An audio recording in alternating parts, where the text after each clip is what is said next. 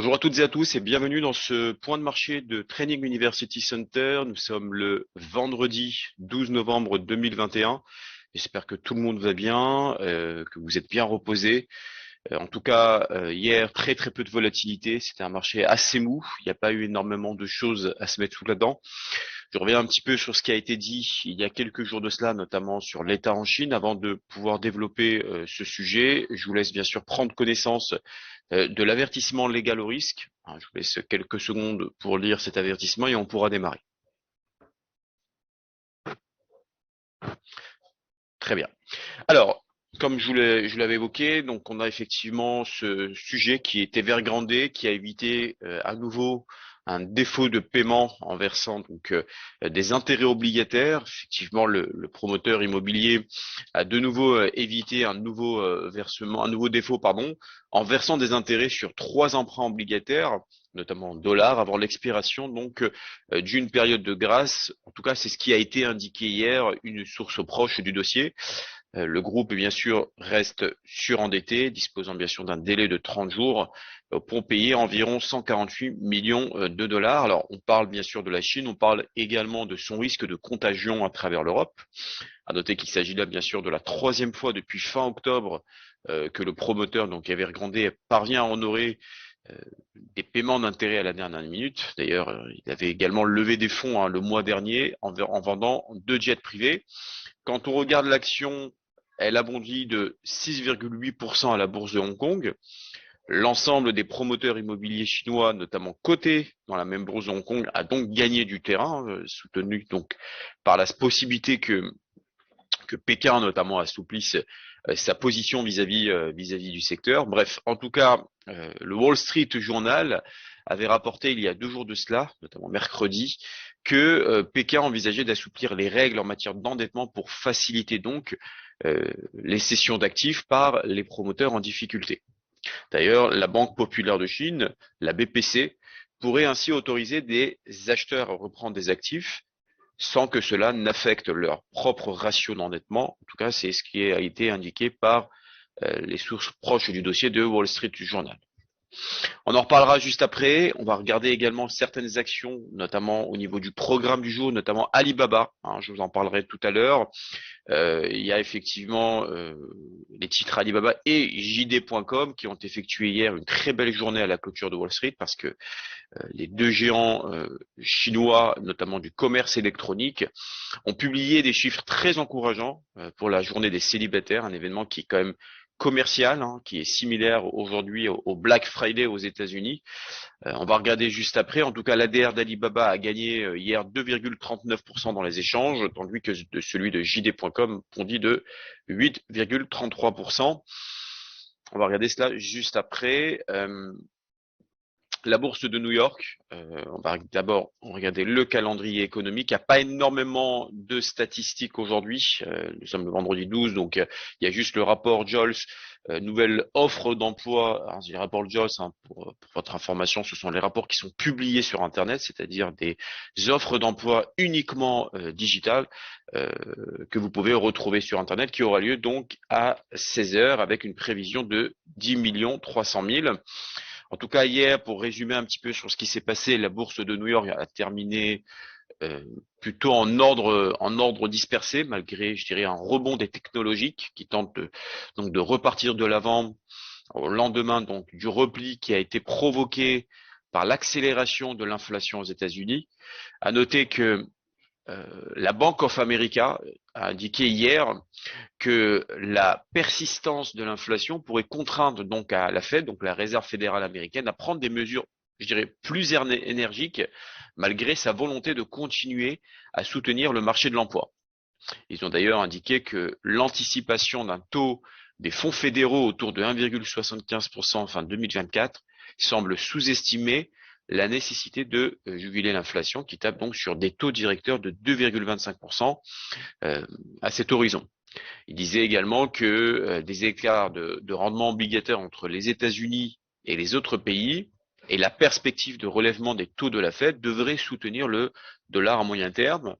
Bon, par ailleurs, il faut savoir que les résultats trimestriels de certaines entreprises américaines, notamment Walt Disney, qui a effectivement chuté hier. L'indice Dow Jones, l'USA 30, a perdu de 0,4% à 35 921. 24 points. L'indice de référence, le S&P 500, a progressé quant à elle de moins de 0,1% à 4 649%. Et le Nasdaq, donc le Nasdaq qui est de coloration technologique, a repris 0,5% à 15 729 points après avoir chuté de 1,7% la veille.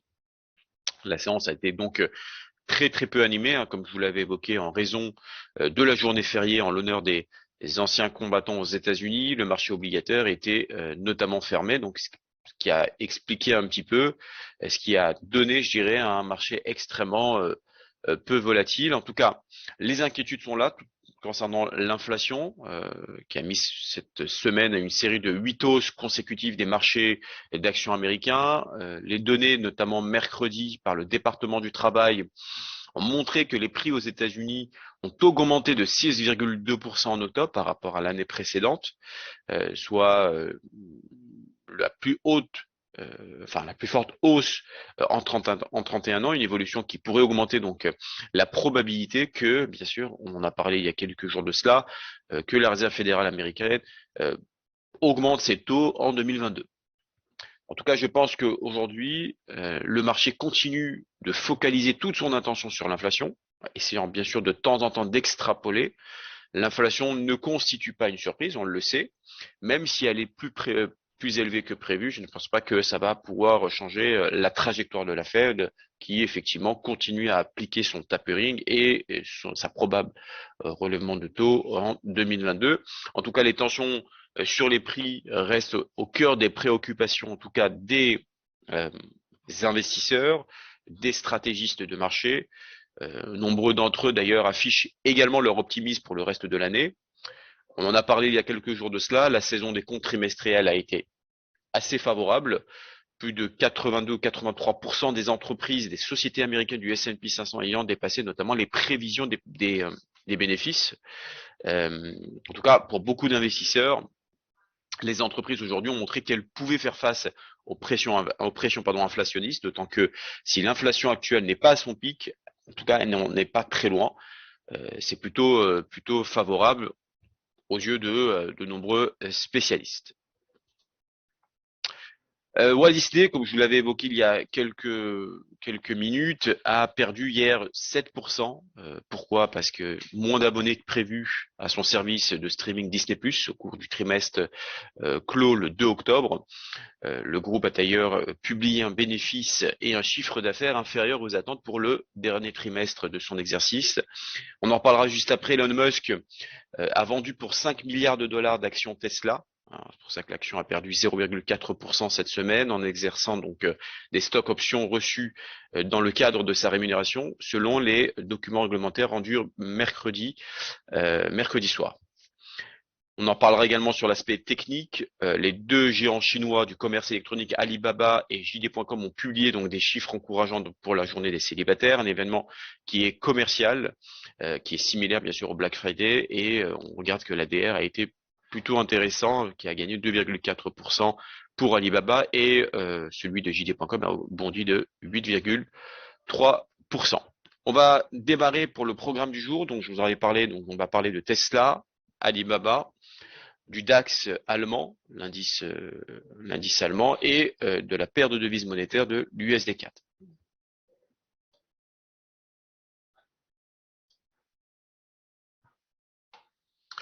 On va démarrer par Tesla. Tesla, impeccable. On est dessus. Très bien. Alors, comme vous pouvez le constater, effectivement, Tesla a subi une légère correction. Je suis sur un graphique d'abord. Je vais démarrer sur le graphique mensuel. Alors, sur le graphique mensuel, on le voit effectivement que cette résistance graphique a été franchie. C'était le mois dernier avec son accélération, puisque le prix a évolué tout simplement du plus bas à 762,78. 762,78, c'est le point le plus bas qui a bondi quasiment à 1113.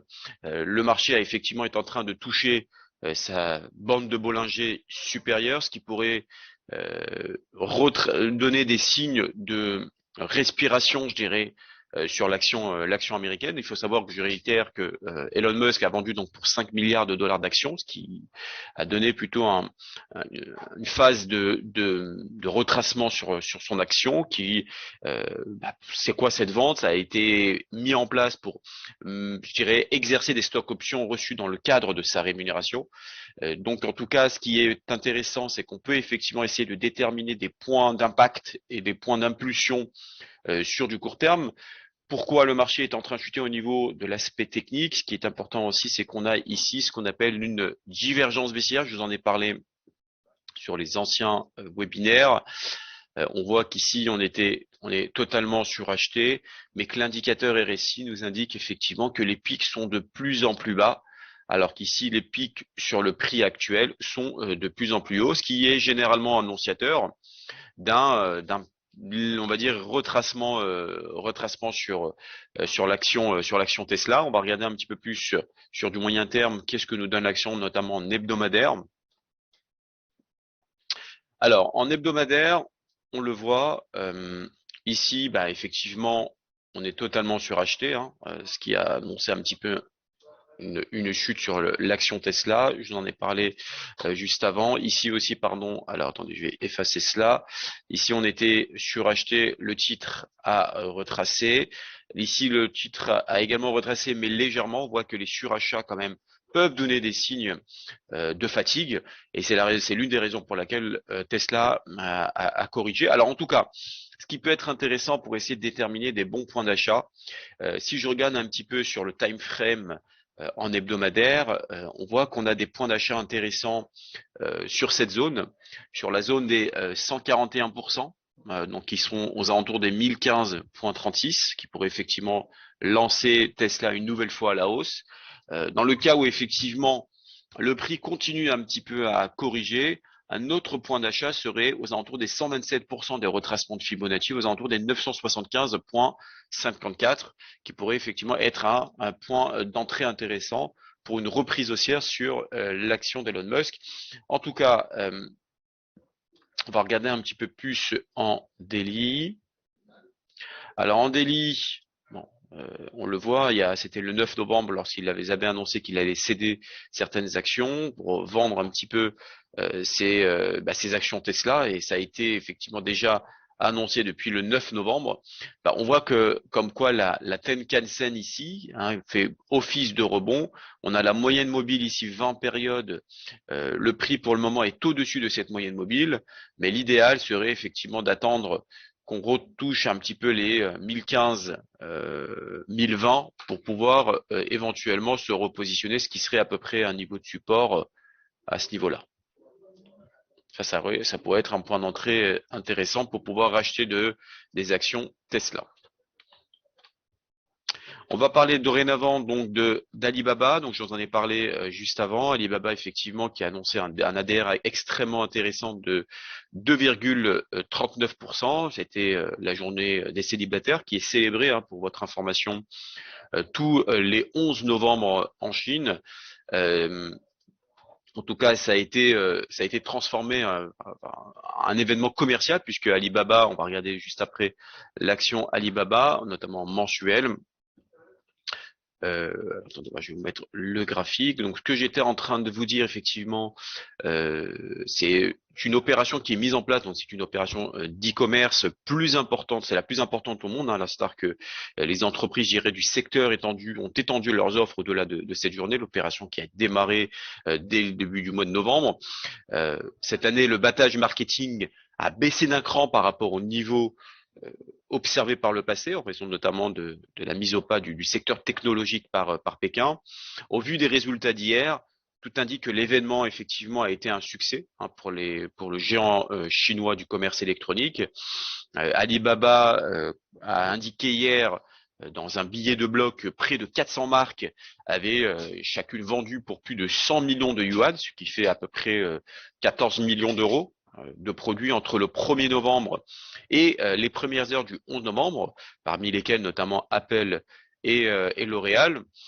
À noter que si on rembobine un petit peu, ça ne s'est pas toujours passé de cette façon. Il faut savoir que la journée d'hier n'a pas toujours eu un effet positif sur le cours d'Alibaba. Si on regarde un petit peu l'année dernière, le titre du groupe avait chuté de plus de 5,6% entre le 10 et le 12 novembre. Bon, en tout cas, c'est une statistique qui marque. Mais en tout cas, hier, la journée a été extrêmement favorable. Au niveau technique, je suis sur un graphique mensuel. On est sur ce qu'on appelle un canal baissier. Donc le prix, effectivement, aussi à l'intérieur de ce canal. Donc premier pic ici, correction, rebond, correction. Donc tout nous porte à dire qu'on assiste là à première, deuxième, troisième, quatrième vague. L'objectif, c'est d'aller chercher les 190, 195 sur du moyen long terme. Hein, bien évidemment, on est sur du moyen long terme. Donc l'objectif, c'est d'aller chercher un niveau clé à ce niveau-là. À savoir que le prix a atteint les niveaux des, je vais vous dire ça tout de suite, c'est le niveau le plus important, c'était les 319,16, c'était en octobre 2020. En tout cas, pour l'instant, effectivement, l'action Alibaba a un énorme potentiel pour repartir plus haut. On va regarder un petit peu plus sur un time frame hebdomadaire. Alors sur un time frame hebdomadaire, on est sur ce qu'on appelle une épaule tête-épaule inversée. Alors je réitère pour ceux qui n'ont pas suivi, qu'est-ce qu'une épaule tête-épaule inversée? Je vais vous donner un schéma qui va être assez représentatif et qui va vous expliquer un petit peu ce qu'est une épaule tête-épaule inversée. Comme vous pouvez le voir sur cet exemple, une épaule tête-épaule inversée, c'est ça. C'est-à-dire que vous avez ici une première épaule, vous avez la tête, vous avez une épaule, la deuxième épaule. Donc généralement, lorsqu'on a ce genre de configuration, dans 96-97% des cas, le titre a pour objectif de repartir à la hausse. En termes de target, on reporte ce qu'on a à l'intérieur de la tête à partir de ce qu'on appelle la ligne de coup. Ça, c'est la ligne de coup. Ce que vous avez ici, c'est la résistance. C'est d'ailleurs ce qui est représenté sur le schéma d'Alibaba. Et effectivement, ce qu'on peut soulever, c'est que si on reporte au-dessus de cette ligne de coup, l'objectif pourrait être intéressant. On va reporter exactement la même amplitude sur l'action d'Alibaba.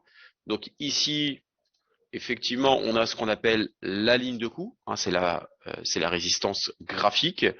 Ici, on a la première épaule, la tête, la deuxième épaule.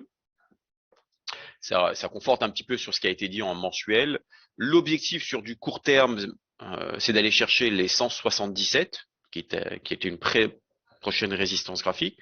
En tout cas, cette configuration au niveau épaule, tête, épaule inversée pourrait être validée si et uniquement si le marché pourrait casser cette ligne de coup. Si la ligne de coup est franchie, alors là, on pourrait aller chercher beaucoup plus loin. Donc, le titre pourrait afficher un petit pullback comme ce qui a été expliqué sur le schéma juste avant. Ça représente ça exactement. Le pullback, c'est ça. Et une accélération derrière. Donc, on va regarder ensemble sur le graphique.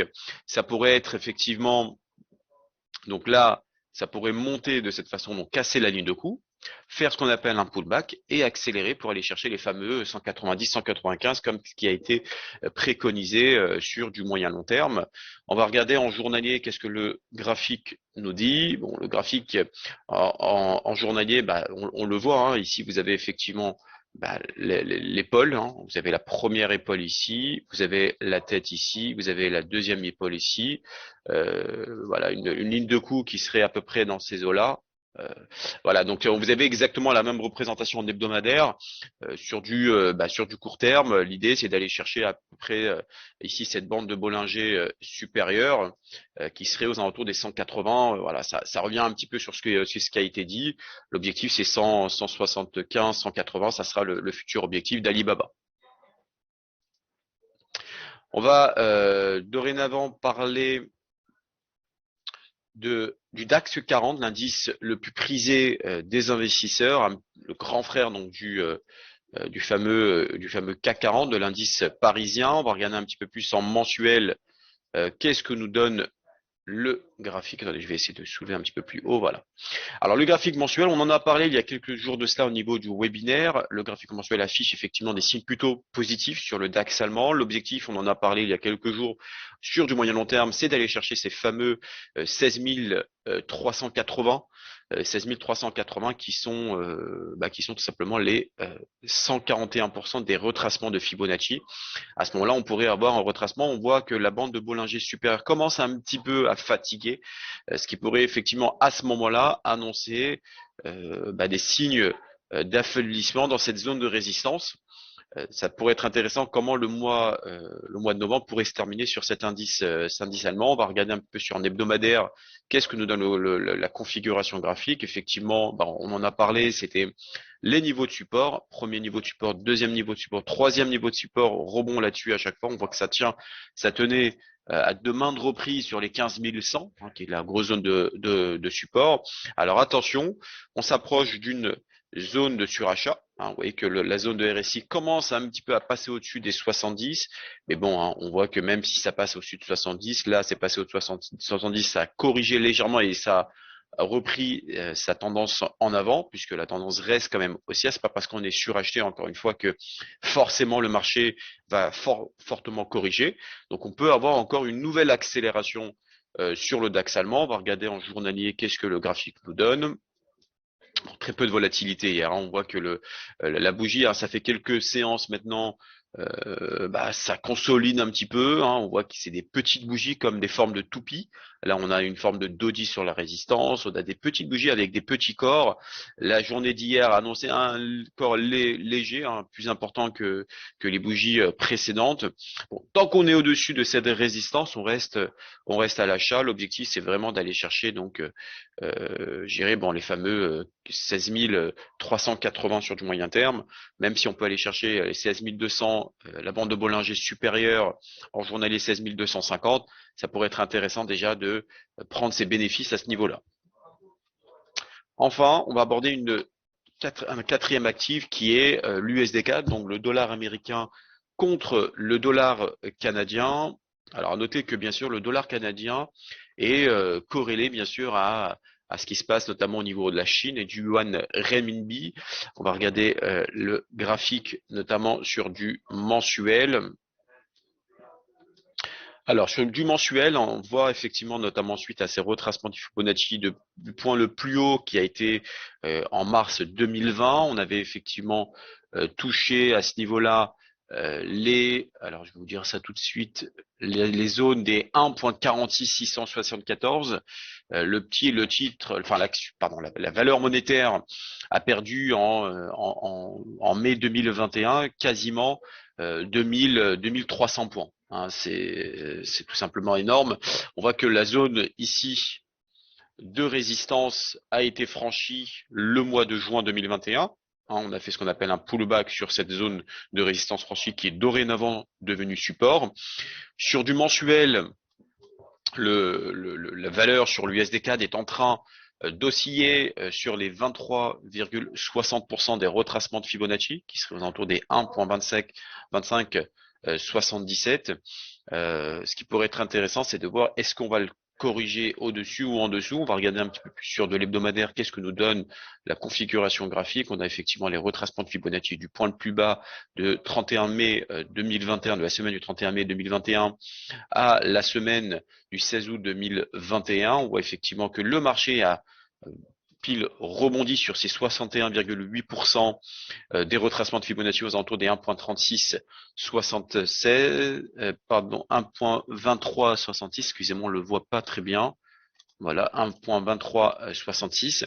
Et là, le marché est en train de bloquer sur tout simplement ces 38,20% des retracements de Fibonacci aux alentours des 1,2590.